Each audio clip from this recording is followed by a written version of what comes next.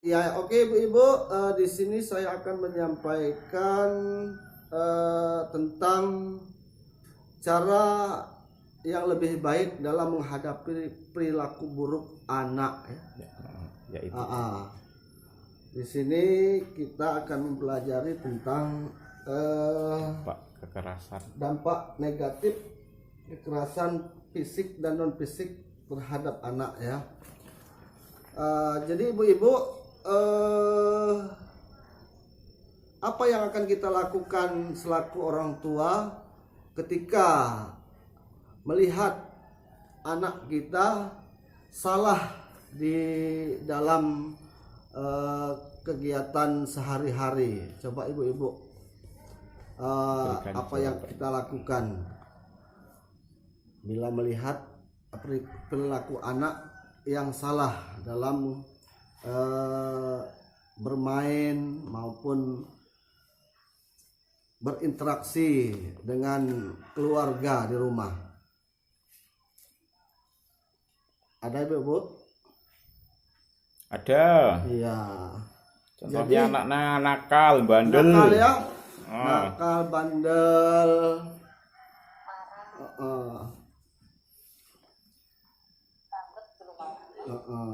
Jadi di sini ibu-ibu, saya akan memberikan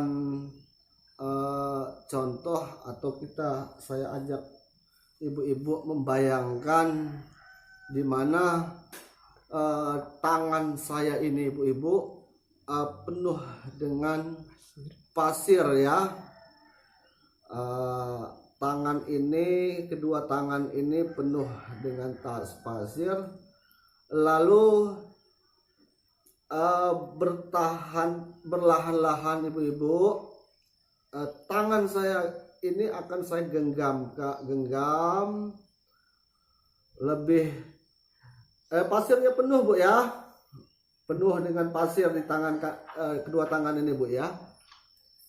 Lalu tangan saya ini bu, saya genggam terus erat, semakin erat bu, semakin erat. Lalu ketika pasir ini saya genggam semakin erat dan semakin erat, apa yang akan terjadi dengan pasir yang saya genggam ini bu? Pasirnya sedikit demi sedikit berjatuhan. Pasirnya sedikit demi sedikit akan berjatuhan dan ya. Tersisa sedikit di dalam tangan. Di tangan saya akan tersisa sedikit, tidak penuh lagi bu ya. Jadi ibarat kita selaku orang tua bu, pasir adalah ibarat anak yang kita asuh sehari-hari. Jadi kalau memang ini diberikan tekanan kekerasan di dalam kehidupan sehari-hari, anak ini ibarat pasir ini akan berjatuhan dan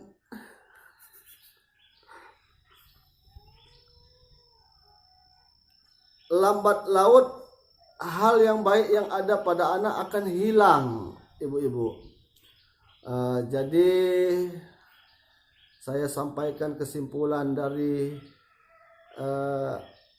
sesi kali ini, kekerasan kepada anak tidak menyelesaikan masalah.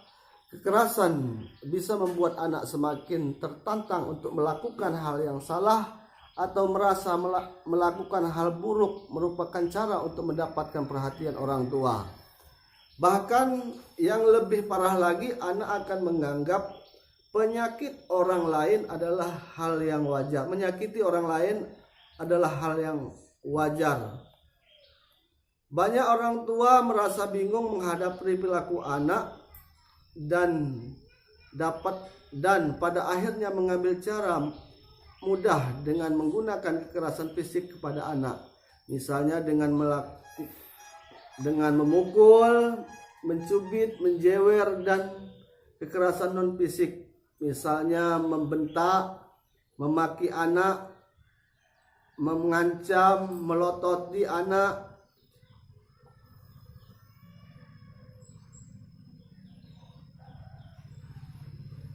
Jadi dampak kekerasan terhadap anak akan berdampak Ada fisik dan non fisik. fisik dan non fisik. Seperti fisik, ibu-ibu bisa lihat di sini anak akan terluka ya.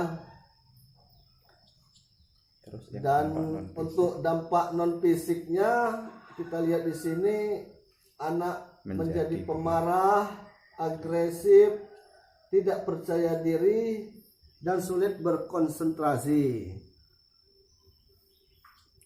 Jadi mungkin itu aja ibu-ibu yang bisa saya sampaikan.